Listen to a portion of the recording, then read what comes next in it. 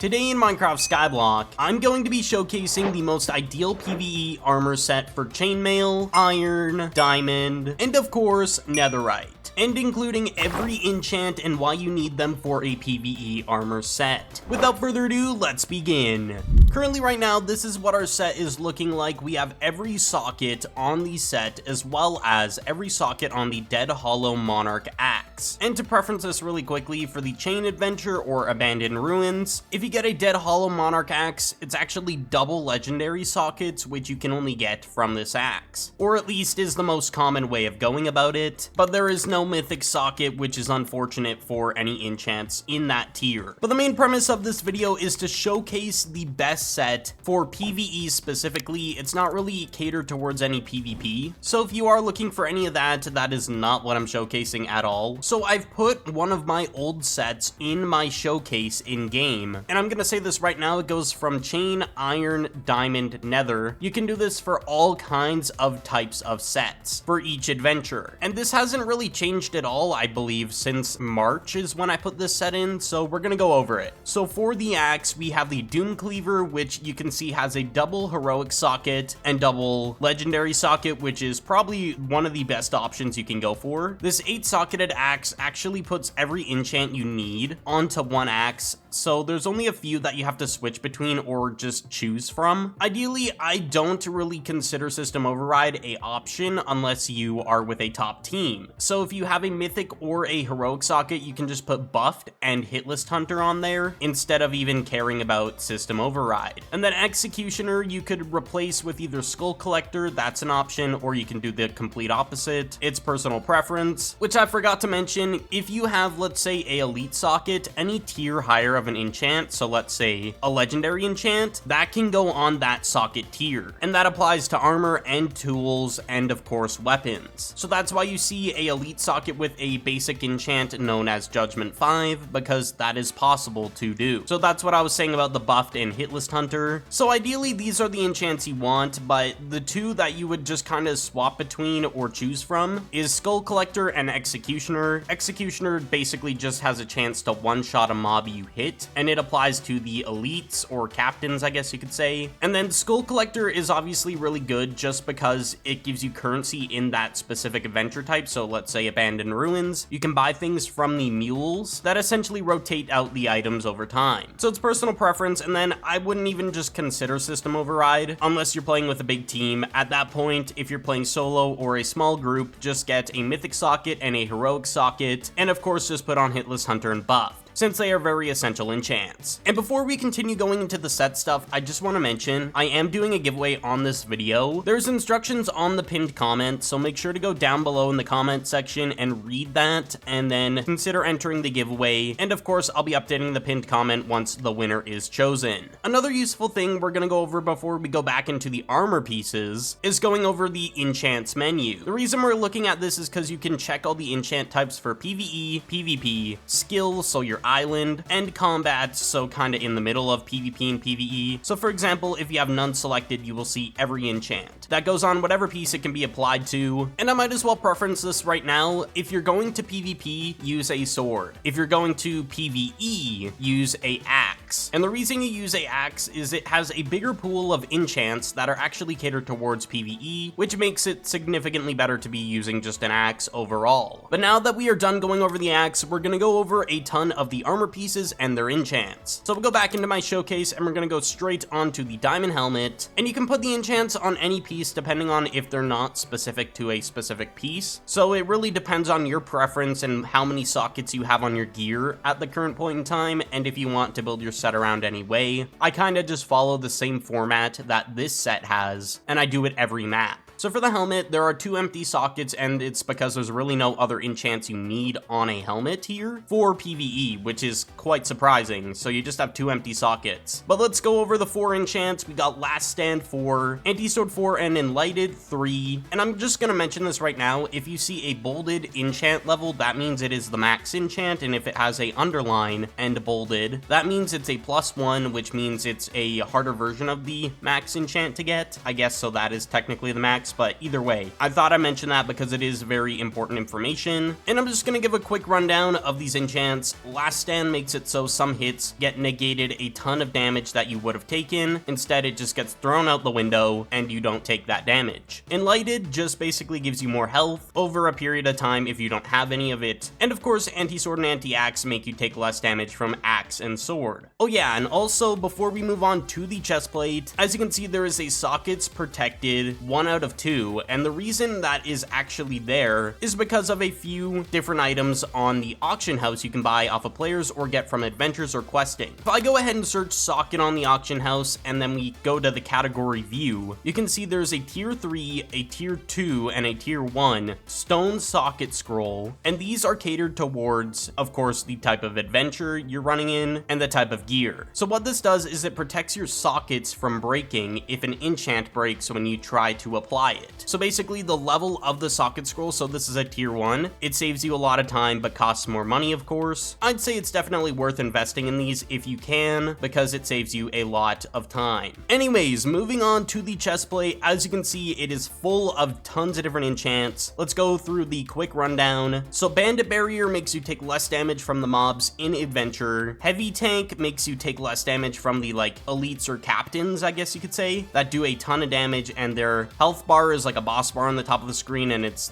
way bigger amounts of health. As you'd expect, Dodge basically dodges a hit occasionally, which is very useful. And then Arcane Blast and of course Oblivion Flame are AoE enchants that essentially do around you damage. So for example, in a radius, Arcane Blast, once it activates, it'll kill all the mobs around you, and of course it has a cooldown. Same goes for Oblivion Flame, but it does fire tick damage, but it's basically the same thing as Arcane Blast, but Arcane Blast just instant one-shots everything, and it only does it to the mobs in the adventure. And then Clarity prevents a few potion effects from activating, and then Clarity prevents negative potion effects, specific ones though, from activating. There's another enchant we'll go over that does the same exact thing, and that'll be on our leggings, so let's move over there. So for the leggings, we got Well-Fed, we got Angelic, Remedy, Blood Ward, Overload, and Lucky. Well-Fed is just more saturation that you can't see when you eat food, so it's really good to have this. You always want Well-Fed on your set if you're eating a lot of food. Personally, the reason I have Well-Fed and no implants on the helmet, and that's why I have Last Stand instead, the reason we don't put implants is so you can manually eat food, which is going to regenerate you more health than implants ever will in a single adventure run by a long shot. So implants is just not good to have with Well-Fed at all. You're basically throwing out the food regeneration of health straight out the window if you're having both of them, or at least implants at all on your set, on your helmet. So just only use Well-Fed. Anyways, Angelic is basically like Enlighted. It's really good. I recommend it. It regenerates a ton of health. Remedy is the alternative to Clarity and does the same exact thing, just different potion effects for negative effects, of course. And then Blood Ward is basically just when a mob hits you, it doesn't actually hit you, it hits them back. So it's very useful if you want to do damage back to a mob, so you can kind of get them lower on health. I personally think it's pretty good. And then Overload is basically an enchant that gives you more hearts. So Overload 3, for example, you're gonna have 6 extra little hearts on your hotbar, and then Overload 2 you'd have 4, and then Overload 1 you'd have 2. That's basically how Overload works. It's just extra hearts. And then Lucky, this one's very